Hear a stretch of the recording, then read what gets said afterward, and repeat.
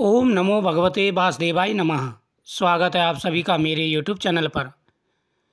यमदूत कहने लगा कि हे विकुंडल, जो व्यक्ति भूखों को अन्न खिलाता है, घर पर आए हुए अतिथि की सेवा करता है, आदर सत्कार करता है तथा छायादार वृक्ष लगाता है, वह व्यक्ति पवित्र हो जाता है, वह स्वर्ग का अधिकारी हो जाता है। यमदूत कहने लगे कि हे वैश्य, एक बार भी गंगा जी में स्नान करने से मनुष्य सब पापों से छूटकर अत्यंत शुद्ध हो जाता है। जो मनुष्य गंगा जी को दूसरे तीर्थों के समान समझता है, वह अवश्य नरक में जाता है। भगवान के चरणों से उत्पन्न हुई गंगा जी के पवित्र जल को श्री शिव जी अपने मस्तक पर धारण करते हैं। वह ब्रह्मा जो संदेह रहित प्रगति से अलग और निर्गुण है, ब्रह्मांड में उनकी समानता किसने हो सकती है। गंगा जी का नाम हजारों योजन दूर से ही लेने वाला नरक में नहीं जाता, इसलिए मनुष्य को अश्वमेध गंगा जी में स्नान करना चाहिए। हे वैश्य, जो ब्राह्मण दान लेने का अधिकारी होकर भी दान नहीं लेता, वह आकाश के नक्षत्रों में चंद्रमा के समान है। यानी जो ब्राह्मण दान लेने का अधिकारी होते हुए भी दान नहीं लेता और परिश्रम से कमा कर के खाता है, वह नक्षत्रों में चंद्रमा के समान होता है। उसका पुण्य का वर्णन नहीं किया जा सकता। जो कीचड़ से गौ को निकालता है, जो रोगी की रक्षा करता है या जो गौशाला में मरता है, वह आकाश में तारा होता है। हे विकुंडल, अगर कहीं कीचड़ में गौ फंसी हुई है या किसी विपदा में गौ फंसी हुई है, उसको अगर निकालता है, रोगी जो रोग से पीड़ित है उसकी सहायता करता है किसी भी प्रकार से, जिस सहायता की उसे ज़रूरत हो, या प्रत्येक व्यक्ति की वो सहायता करता है, प्रत्येक जीव पर दया करता है, वह व्यक्ति मर करके आकाश में जाकर के तारा होता है। प्राणायाम करने वाले मनुष्य सदैव उत्तम गति को प्राप्त होते हैं। प्रातः के समय स्नान के पश्चात जो 16 प्राणायाम करते हैं, वह घोर पापों से बच जाते हैं। जो पराई स्त्री को माता समान मानते हैं, वह कभी भी नरक में नहीं जाते। जो मन से भी कभी पर स्त्री का चिंतन नहीं करता, वह दोनों लोकों में अपने अधीन करता हुआ देवताओं से भी पूजित होता है। देवता भी उसकी पूजा करते हैं। जो पराये धन को मिट्टी के समान समझता है, वह स्वर्ग में जाता है।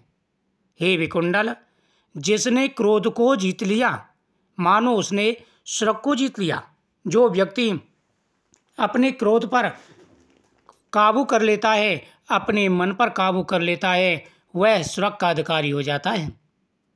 हे विकुंडल, जो माता पिता की सेवा देवता तुल्य करता है, वह यम का द्वार नहीं देखता, और जो गुरु की सेवा करते हैं, वह ब्रह्मलोक को जाते हैं।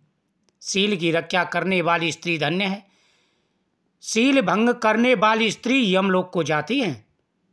जो वेदों और शास्त्रों को पढ़ते हैं या पुराण और संहिता पढ़ते हैं, सुनते हैं या सुनाते हैं, जो स्मृति का आख्यान और धर्मशास्त्र समझते हैं, जो वेदांत में लीन रहते हैं, वह पाप रहित होकर ब्रह्मलोक को जाते हैं। हे विकुंडल, इन बातों का जो व्यक्ति ध्यान रखता है, वह कभी भी नरक में नहीं जाता। जो अज्ञानियों को वेद शास्त्र का ज्ञान देते हैं, वे देवताओं से पूजित होते हैं। जिनको शास्त्र का ज्ञान नहीं है और ऐसे व्यक्तियों को जो शास्त्र का ज्ञान देते हैं, उन्हें शिक्षा देते हैं, वह देवताओं से पूजित होते हैं। स्वर्ग को तो जाते ही हैं, देवता भी उनकी पूजा करते हैं। यमदूत ने कहा कि वैश्य श्रेष्ठ, यमराज ने हमको वही आज्ञा दे रखी है कि तुम किसी वैष्णव को मेरे पास मत लाना। यानी जो भगवान विष्णु के भक्त होते हैं या भगवान शिव के भक्त होते हैं, यमराज ने यही बोल दिया है कि उनको मेरे पास मत लाना, उनको उनके इष्ट देवता के लोक में लेके जाना। हे वैश्य, पापी लोगों को इस संसार रूपी नरक को पार करने के लिए भगवान की भक्ति के सिवाय दूसरा कोई उपाय नहीं है। भगवान की भक्ति न करने वाले मनुष्य को चांडाल के समान समझना चाहिए। भगवान के भक्त अपने माता पिता दोनों कुलों को ताड़ देते हैं और उनको नरक में रहने नहीं देते। जो मनुष्य वैष्णव का भोजन करते हैं वे भी भगवान की कृपा के श्रेष्ठ अधिकारी हो जाते हैं।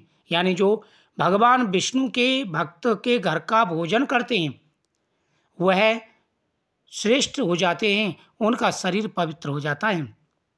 जो शास्त्रों के हिसाब से अपने सभी धर्मों का पालन करते हैं जो शास्त्र में बताए गए हैं वह व्यक्ति हमेशा पवित्र रहते हैं। उनके यहाँ पर स्वयं देवता भी निवास करते हैं। हे विकुंडल, बुद्धिमान को सदैव वैष्णव का अन्न ही खाना चाहिए।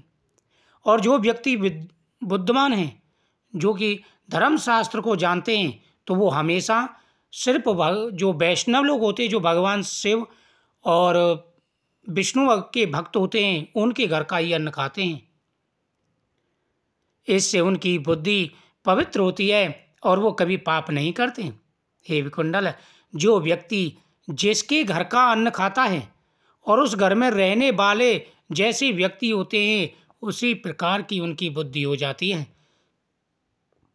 यदि कोई वैष्णव यानी भगवान के भक्त के घर का अन्न खाता है तो वो पवित्र होकर भक्त हो जाता है, और यदि कोई पापी के घर का अन्न खाता है तो वो खुद भी पापी हो जाता है।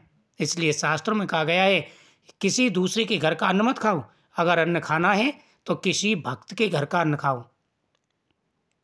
जो व्यक्ति गोविंदाय नमः इस मंत्र का जाप करता हुआ मनुष्य मृत्यु को प्राप्त होता है वह परम धाम को सीधा चला जाता है। हे विकुंडल, जो अंत समय में भगवान विष्णु के मंत्रों का जाप करता है, ओम नमो भगवते वासुदेवाय नमः, ओम नमो नारायणाय नमः या गोविंदाय नमः आदि मंत्रों का जो जाप करता है वह सीधा बैकुंठ को जाता है। इसलिए तो कहते हैं शास्त्रों में कि अपने बच्चे का नाम भी भगवान के नाम पर रखिए। जिस प्रकार से बड़े बड़े पापी अंत समय में अजामिल जैसे पापी भी एक सिर्फ भगवान का नाम लेने से तर गए। अजामिल महापापी था। एक बार देवयोग से उसके पुराने पुण्यों के प्रभाव से महात्मा उसके घर पर आ गए तो महात्माओं ने भोजन किया, क्योंकि उसकी जो पत्नी थी वो पतिव्रता थी, धर्मपरायण थी। अजामिल पापी था। तब ऋषियों ने उसकी पत्नी की भक्ति देख करके कहा कि अजामिल, हम तुमसे दक्षिणा लेते हैं और दक्षिणा के रूप में तुम अपने का बेटे का नाम नारायण रख देना। तो उसने अपने बेटे का नाम नारायण रख दिया और अंत समय में उस बेटे के नाम को पुकारा नारायण नारायण। भगवान विष्णु चले आए और उस पापी का भी उद्धार हो गया। इसलिए प्रत्येक व्यक्ति को भगवान के मंत्रों के जाप का अभ्यास करना चाहिए। ओम नमो भगवते वासुदेवाय नमः।